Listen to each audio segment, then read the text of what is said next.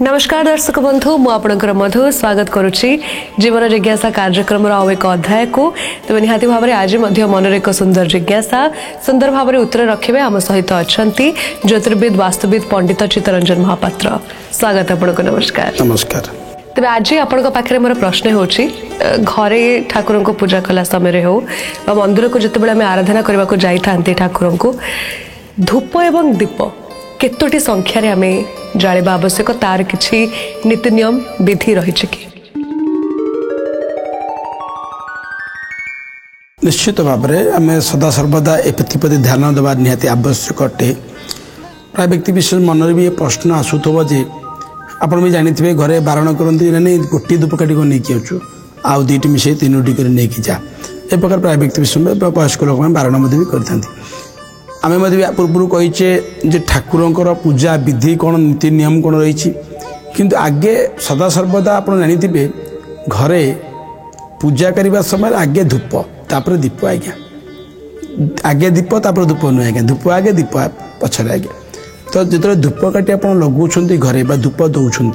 मुझे किंतु कही रखी एवं आजिकल गोटे जो आर धूपटी आसूची जोटा केमिकल युक्त धूप धूप काठी न जो स्टाण्ड जो थोक जालुच जो धूप से जो धूप व्यवहार करेंगे ना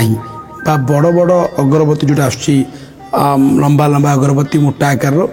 ताकू व्यवहार करेंगे ना छोट धूपकाठी साधारणतः भाव में आप जानते गोबर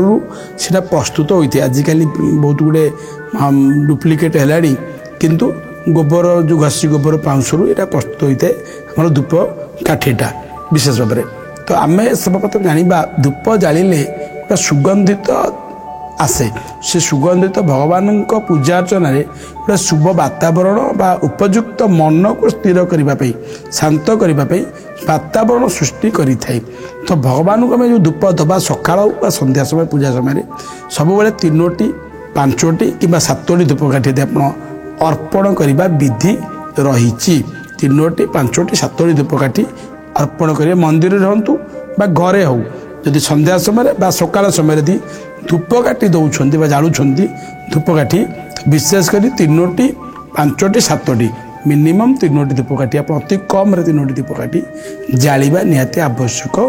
अटे भगवान निकट में तथा दीप दीप सेमती आप जानी एक ब्रह्म द्वितीय नास्ति आम दीप को ब्रह्म भाव में नौचे आज्ञा तो सब गोटे दीप निहाती आवश्यक अटे दीप सदा सर्वदा गोटे जलिब ठाकुर घरे सी सकाल समय गोटे दीप संध्यार से दीप भी जलिब ता तो द्वितीय दीप ना आज्ञा सेमती भगवान निकट में प्रभु आप जानी कौ परिस्थिति दुईटी दीप व्यवहार करवा जितेबले आम मंदिर में सातटा दीप मानस्य करें से सातटा दीप लगे आज्ञा मोर ये कर्मटी ठीक है मुझे प्रभु को 7टी दीप अर्पण करी किंबा अभिषेक कर्म गोटे शिव मंदिर चली सेठी पूजा कर्म